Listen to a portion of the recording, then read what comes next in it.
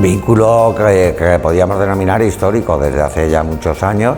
Es muy importante para la cooperativa el prestigio que nos da, el poder poner el aceite en las paellas del concurso.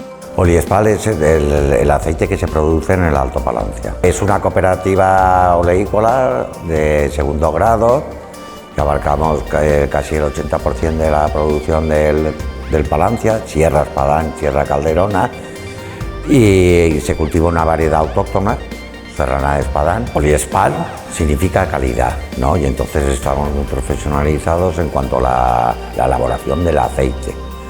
Se hacía tradicional, pero ahora mediante métodos más modernos, ¿no? El aceite pues da una calidad extraordinaria. Incluso estamos haciendo aceite verde, y el aceite verde, pues como bien sabéis, da menor cantidad de aceite, más valorado en cuanto que organolécticamente es extraordinario.